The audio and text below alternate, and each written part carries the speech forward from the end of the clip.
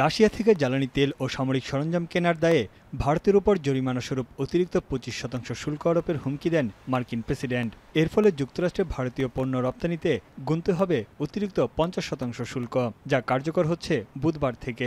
বাণিজ্য ও শুল্ক নীতি নিয়ে টানাপোড়েন চলছে ওয়াশিংটন ও নয়াদিল্লির সম্পর্কে। ট্রাম্পের শুল্ক হুমকিকে অন্যায্য এবং অযৌক্তিক বলে অভিহিত করেছে ভারত। 50% মার্কিন শুল্কের ক্ষতির মুখে পড়বে ভারতের অলংকার থেকে শুরু করে পোশাক খাত এবং সামুদ্রিক খাবারসহ শ্রমনির্ভর রপ্তানি শিল্প।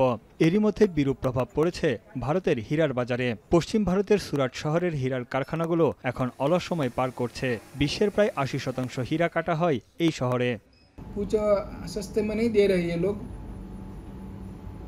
रॉ मटेरियल, तो हमको अभी क्या करना है कुछ समझ में नहीं आता है इसका। अभी 1 लाख से ज़्यादा जॉबलेस जो ये टैरिफ लगा, अगर उसमें सुधार नहीं आया तो 1 लाख से ज़्यादा डायमंड वर्कर की जॉब जाने की संभावना है। मार्केट डाउन होता जा रहा है ये सूरत का डायमंड, और ये नौकरी चली जाएगी, ये मेहनत ज़्यादा रह गई, इसमें अब काम उतना रहा नहीं है।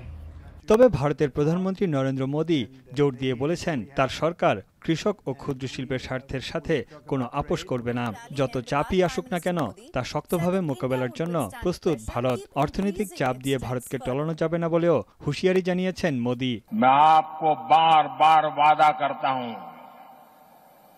मोदी के लिए आपके हित सर्वोपरि है। देशवासियों से भी मैं बार बार आग्रह कर रहा हूं।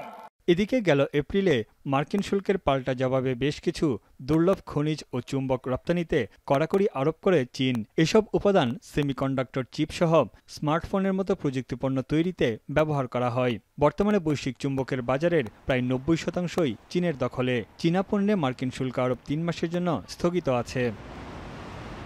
চলতি মাসের শুরুতে বিশ্বের 2 বৃহত্তম অর্থনীতির দেশের মধ্যে চলমান শুল্ক বিরোধ কিছুটা কমার ইঙ্গিত মিলেছিল।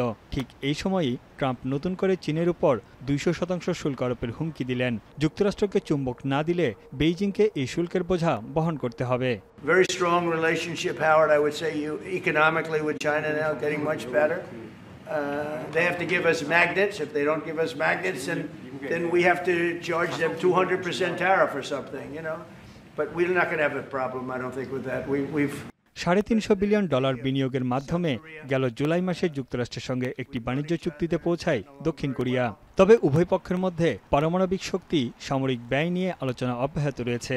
হোয়াইট হাউসে ট্রাম্পের সঙ্গে বৈঠকের পর দক্ষিণ কোরিয়ার প্রেসিডেন্ট লি জে মিয়ং জানান, 2 দেশের সামরিক জোটকে আধুনিকীকরণে ফলপ্রসূ আলোচনা হয়েছে। আর ট্রাম্প বলছেন দক্ষিণ কোরিয়ার সঙ্গে একটি বাণিজ্য চুক্তি সম্পন্ন হয়েছে। $3,600 কোটি ব্যয়ে যুক্তরাষ্ট্রের কাছ থেকে 103টি বোয়িং কেনার চুক্তি করে দক্ষিণ কোরিয়া। তানভীর জনি, এখন বিশ্ব।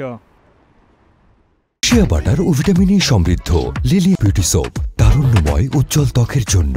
রিমার্ক,